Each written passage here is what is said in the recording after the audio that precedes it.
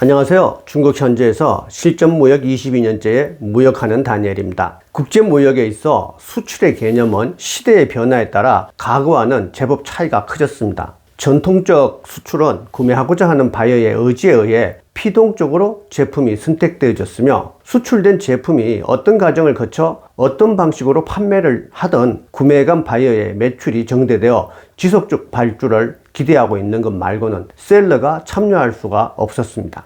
하지만 현대의 수출은 보다 적극적인 개입과 전개로 변화되어 가고 있습니다. 특히 대중무역은 개념적으로 빠른 변화를 겪고 있습니다. 그동안 한국 제품을 수입하여 기존부터 존재하던 유통 단계를 통해 전국 시장으로 제품을 유통시키던 재래식의 유통 방식에서 온라인을 주축으로 빠르게 변모하여 체질과 구조가 개선되어 가고 있는 현상이 뚜렷하게 나타나고 있으며, 한국 제품이라는 이유로 무작정 구매를 해주던 시기도 이미 지나버렸습니다. 수입상 대도매, 중도매, 소매라는 식의 단계의 구분은 많이 희미해져 가고 있고, 기업과 고객이 직접 거래를 하는 시대에 접어들어 있으니 이젠 바이어가 내 상품을 찾아주길 기다릴 것이 아니라 보다 적극적인 참여로 현지 소비자의 성향을 파악하고 준비된 제품으로 판로의 시작점에서 대기하거나 직접 판매의 길로 뛰어들어야만 하겠습니다.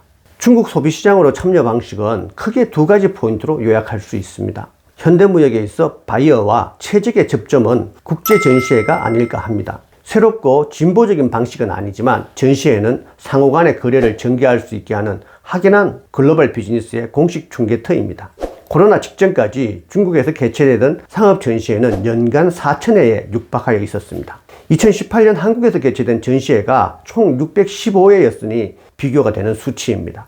중국 내 국제 규모의 전시장 숫자도 빠른 증가세에 있고 규모에서도 세계 최고가 되어 있습니다. 50만 제곱미터의 선전 국제전시센터는 세계 1위의 규모이고, 40만 제곱미터의 상하이 국가 컨벤션 센터는 세계 2위의 규모로 완성되어 있습니다.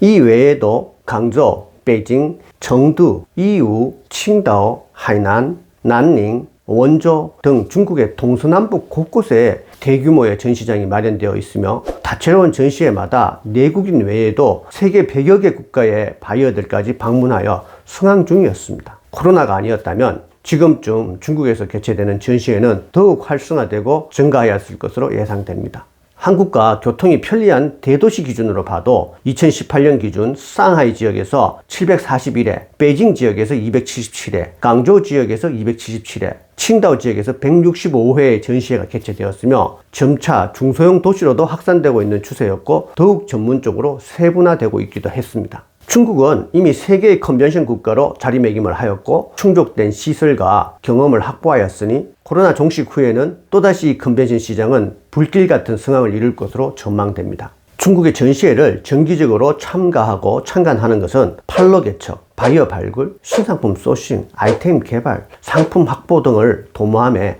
아주 중요한 수단으로 실질적인 효과를 얻는 데 최상의 방법이겠습니다. 중국 시장 개척과 더불어 중국 전시회를 방문한 100여 개 국가의 상품 수배를 위해 먼 길을 온 바이어들과 접촉할 기회도 얻게 될 것입니다. 모든 전시회를 다 참가한다는 것은 불가능한 일이기도 하고 그렇게 할 이유도 없습니다. 상품의 특성에 따라, 지역적 특성에 따라 선택과 집중을 하여야겠으며, 지속적으로 참여한다면 상품을 팔거나 사거나 분명히 가시적인 효과를 볼 수 있다는 것을 저는 제 주변인들을 통하여 많이 경험하여 오고 있습니다. 전시회를 활용한 마케팅보다 더욱 적극적인 방식은 온라인 커머스의 활용이겠습니다. 적게는 SNS 등을 활용한 홍보로 시장에 접속해야 하겠고, 크게는 마켓플레이스에 진입하여 제품을 전시하고 판매하는 것입니다.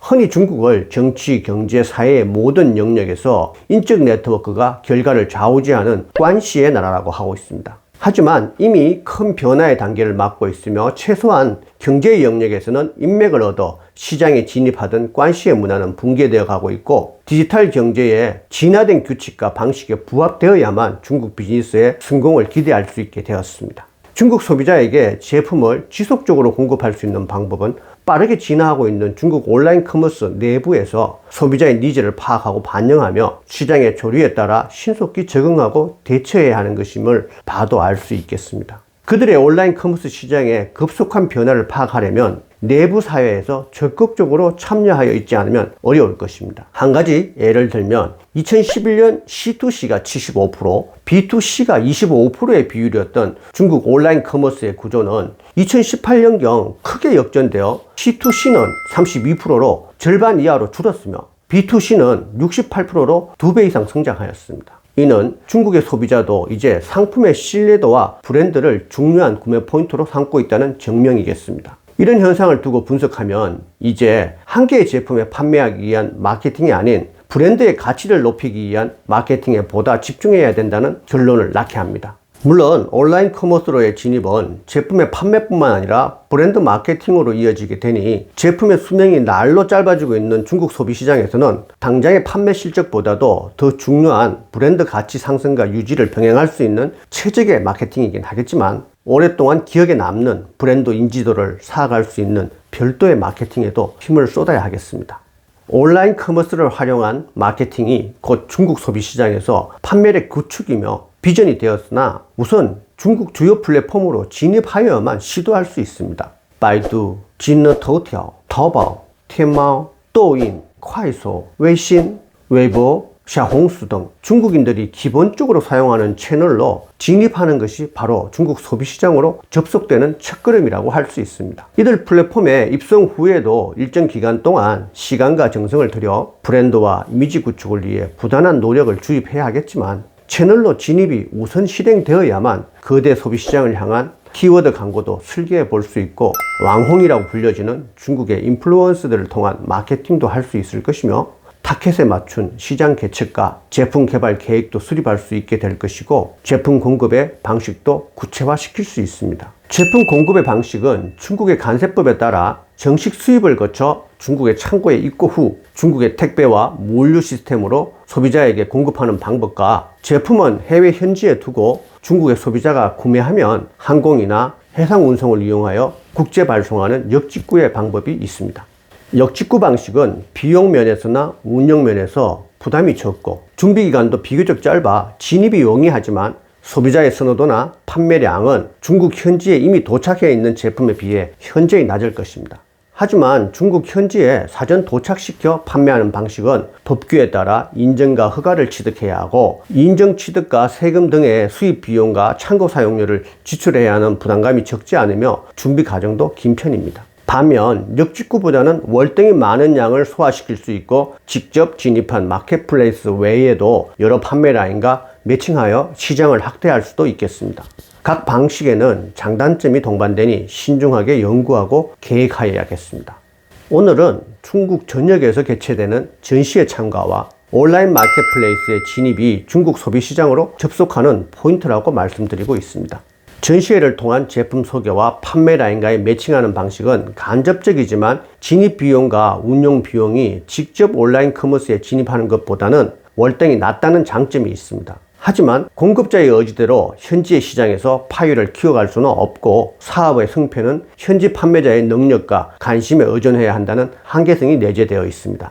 직접 중국의 온라인 커머스로 진입하는 것은 사실 그렇게 간단하지도 않고 초기 투자와 운영 투자의 비용도 적지 않지만 무척 적극적이고 강력한 진출 방법이라고 하겠습니다.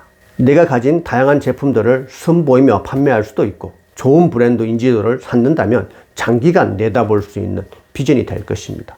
과거와는 달리 중국 시장에서 경쟁은 해외 브랜드들과의 비교와 경합도 있겠지만 중국 내 브랜드들과의 한판 싸움이 될 것입니다. 중국 로컬 브랜드와 경쟁을 위해서는 중국 로컬 브랜드들은 요즘 어떤 채널을 통하여 어떤 방식으로 마케팅을 하고 있는지도 주목해야겠으며 내 주변의 해외 기업들은 어떻게 중국으로 진입하고 접속되어 있는지를 함께 벤치마킹하는 것도 아주 중요하겠습니다. 중국의 온라인 마케팅을 고민하는 기업이든 상품이라면 당연히 자국의 온라인 커머스에 진입하여 어느 정도의 인지도와 소비자 검증이 우선되어야 할 것입니다. 자국의 온라인 커머스에서 고객들의 좋은 호응을 얻고 있거나 높은 인지도가 형성되어 있다면 중국의 전시회를 통한 진출에도 중국의 온라인 커머스를 통한 진출에도 모두 다 더없이 좋은 조건이며 최상의 마케팅을 펼 수 있을 것입니다. 서로 그 정도에 미치지 못한다고 하여도 최소한 자국의 사이트를 통해 쉽게 노출될 수 있는 사이트, 블로그, 오픈마켓 등의 기초적인 작업을 해두고 중국 소비시장으로 접목을 시도해야 보다 나은 효과를 얻을 수 있을 것입니다. 발전된 검색과 번역 기능으로 중국 네티즌들은 타국가의 사이트를 통해 제품에 대한 정보를 습득하고 분석하고 있습니다. 중국의 검색 사이트나 오픈마켓에서는 제품 사진으로 제품 정보를 얻을 수 있습니다. 코로나 전 세계 어느 면세점에서나 쉽게 볼 수 있었던 광경이 중국인 관광객들이 그곳에서 판매되고 있는 제품에 핸드폰을 대고 사진을 찍어 검색하는 모습이었습니다. 그들은 이미 무척 진화된 현명한 디지털 소비자들이고 그들의 성향에 맞춘 타겟 마케팅이 준비되어야 하겠습니다. 한국에서 1시간이면 웨이하이에 도착할 수가 있고 1시간 30분이면 상하이에 도착할 수가 있습니다. 세계 최대의 소비시장인 중국이 바로 지척에 있고 최근 5, 6년간 무척 발전된 중국의 전자상거래로 인해 우리의 비즈니스인들은 진출하기에는 한층 많은 기회가 제공되고 있지만 여전히 한중 간 거래는 국격을 넘나드는 국제무역으로 각 국가가 가진 제도와 환경을 극복해야만 성공적인 결과에 근접할 수 있을 것입니다. 쉽지는 않겠지만 지금 당장 적극적으로 검토하고 시도하지 않으면 국경 진입의 장벽을 영원히 넘지 못할 수도 있겠습니다. 기회는 준비된 자에게 주어지는 선물이 아닐까 합니다.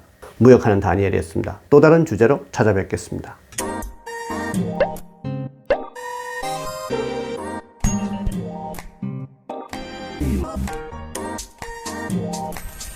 Okay.